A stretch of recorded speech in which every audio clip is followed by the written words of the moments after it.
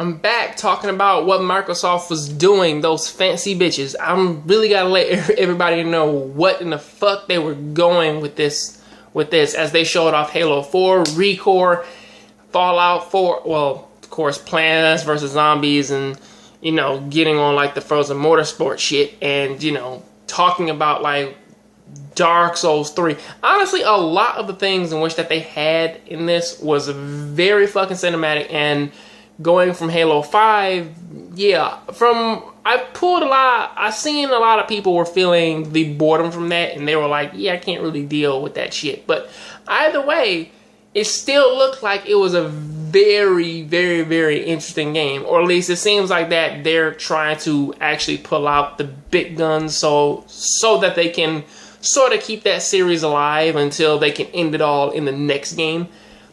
It may not be Halo 2, but at least they're fucking trying. So at least you got that going. Recore looks like it's pretty interesting, though. I mean, like, from what they sort of shown off from that of this lady who seems to be somewhat of like a dungeon hunter, which exploration in dungeons seems to be a theme of the year as of late. Well, that in military shooters.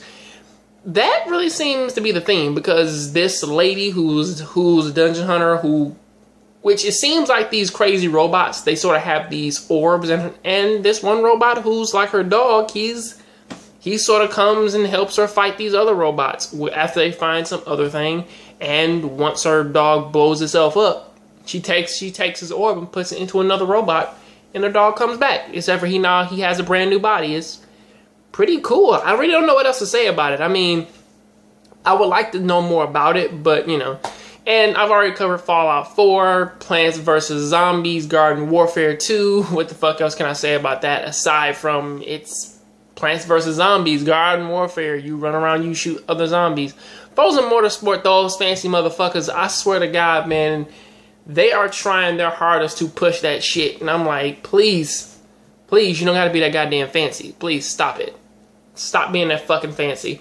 Dark Souls 3, after dealing with the first Dark Souls and Demon Souls, and also dealing with Bloodborne, or aka Nightmare Creatures, the upgraded version, I swear that shit really is going to suck my goddamn life away. I can't keep fucking dealing with all these big ass games that keep stealing all my life away. However, let me jump on over from that, because I really don't have too much to say about most of those games right there. I mean, like, I really do like them a lot, but talking about them for like extended periods of time, there really isn't all that much I can say. I mean, like, most of these are fucking previews.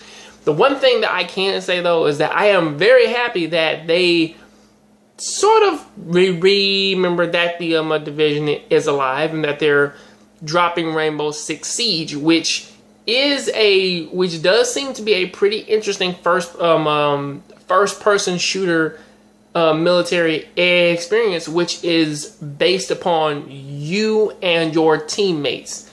Even though it's 5-on-5, it's sort of has the Counter-Strike feel of like, look, we have to work as a team and work in groups, and you have to constantly communicate, which is something that I really do like, which is something that I really like to see come back in first-person shooters. I mean, honestly, the only reason why they can't fucking do that in Call of Duty is because most people say that you're not playing the game right if you camp, and I'm like, that's how you win.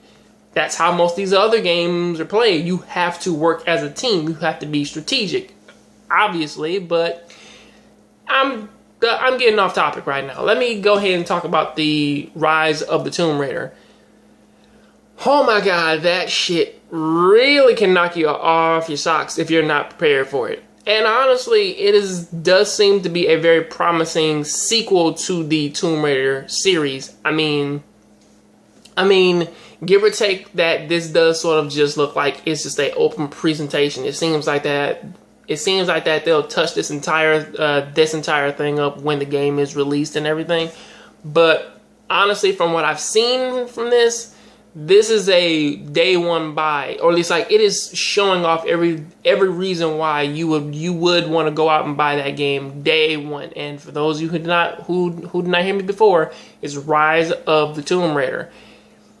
I mean, going from, well, I will be fair though, is that like this one seems as though it's jumping straight into, or at least it feels as though it's jumping straight into the supernatural, like right off the bat. At least compared to how the first Tomb Raider ended, because the first one, it took a very long while, almost until like the very last segments of the game before it actually started like showing a lot of these supernatural things, such as like the undead army, and then like because of the Storm Princess and shit like that. I mean, really, it seemed like it took a long while for it to get there, whereas now it's like it's just starting right off the bat with it. She found her on another tomb and they're going right into that shit. Honestly, it's really good, though. That is the one thing though that I am really worried about though. Talking about Rareware though, jumping into what Rare brought to the table, they are you get 30 of their classical games, $30. Rare Replay seems like it's a very interesting buy. Seemed more like a fucking commercial than anything, like something that could have just been on normal TV and not E3. But either way, though, I really did like it because it segued into their other game, Sea of Thieves, which is something that I really didn't get all that much in.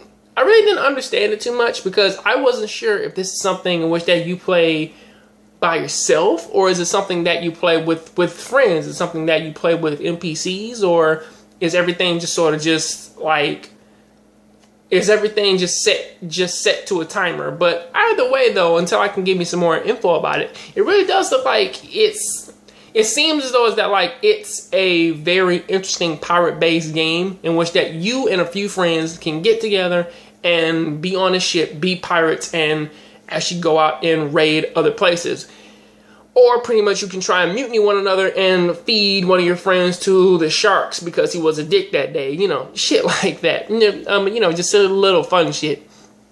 Honestly, it does seem like it's pretty fun, but I'm not necessarily sure how that's really going to work all that much in like a team sense. So that's pretty much the one thing that I'm not really all too clear on. But either way, I will have to fish some more information out for that one. Finally getting down to Gears of War 4. This shit looks like a very different game. Or at least for me, because I don't really play Gears of War all that much. And I only say that because of like the art style and how things looked in the area. It almost looked like it almost looked as though as if that they're fighting like vampires and shit. Or at least it looked like it was like they were going to start fighting vampires. But either way though, getting away, man, from like that silly ass comment though, it really did look like it was a very different game though, just based upon the lighting and where they were at and what they were fighting. But other than that though, seemed like average Gears of War game. A lot of people said that they didn't like it, but it seemed like it was passable. Like it can continue the Gears of War name. Honestly, my overall thoughts of what was going on here was actually really promising. I really wasn't expecting all that much from Xbox, especially since for what they did last year. Also, this year they did actually promote backwards capability, which is like the big thing which that a lot of people are trying to pull out and be like, this is the reason why they win, and it's putting remasters in their place.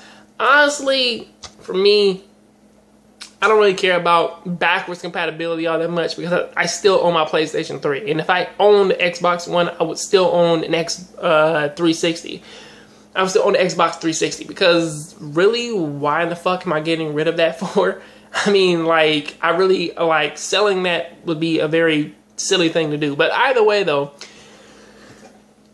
I really do like what Microsoft did compared to what they did last year, and the nothing in which that they gave us there, and pretty much like the game changing thing in which they did to fucking shoot themselves in the goddamn foot. It seems as though it's that they finally bandaged that fucking wound up, and now they're ready, man, to like hop to get back on their feet and actually continue this goddamn race.